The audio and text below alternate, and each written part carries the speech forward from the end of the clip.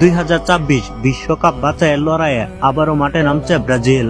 সামনে দুটি গুরুত্বপূর্ণ ম্যাচ, একটি চিলির বিপক্ষে 5 সেপ্টেম্বর, আরেকটি বলিভিয়ার বিপক্ষে 10 সেপ্টেম্বর। দুই ম্যাচেই বিশ্বকাপ বাছাইয়ের মূল্যবান ধাপ, আর তাই ফ্যানদের মনে এখন একটাই প্রশ্ন, এই দুই ম্যাচের জন্য কবে স্কোয়াড ঘোষণা করবেন কার্লো আনচেলত্তি। এখন পর্যন্ত ব্রাজিল ফুটবল ফেডারেশন সিবিএফ কিংবা আনচেলত্তি নিজে এই বিষয়ে কোনো আনুষ্ঠানিক ঘোষণা দেননি। তবে ফুটবল মহলে কানাঘুষা চলছে, খুব শিগগিরই প্রাথমিক স্কোয়াড ঘোষণা করতে পারেন ডন কার্লো আনচেলত্তি। ধারণা করা হচ্ছে আগামী সপ্তাহের মধ্যেই আনচেলত্তি একটি প্রাথমিক স্কোয়াড প্রস্তুত করে ফেলবেন। চূড়ান্ত স্কোয়াড কবে ঘোষণা করবে তা বলা না গেলেও আমাদের ধারণা অনুযায়ী আগামী 15 অথবা 22 আগস্ট দল ঘোষণা করতে পারেন কার্লো আনচেলত্তি। আন্তর্জাতিক ম্যাচ খেলতে হলে ফিফার নিয়ম অনুযায়ী অন্তত 2 সপ্তাহ আগে চূড়ান্ত দল ঘোষণা করতে হয়।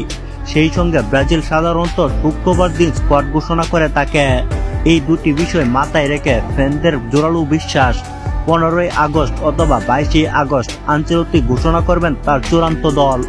এটা হতে যাচ্ছে আনচেলত্তির দ্বিতীয় স্কোয়াড ঘোষণা, তাই আগ্রহটা এবার একটু বেশি।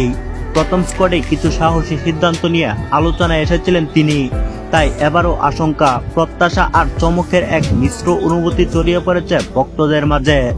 কে কে থাকছেন, কে বাদ পড়ছেন, কে হবেন নতুন চমক, এই প্রশ্নগুলোর উত্তর লুকিয়ে আছে সময়ের গর্ভে।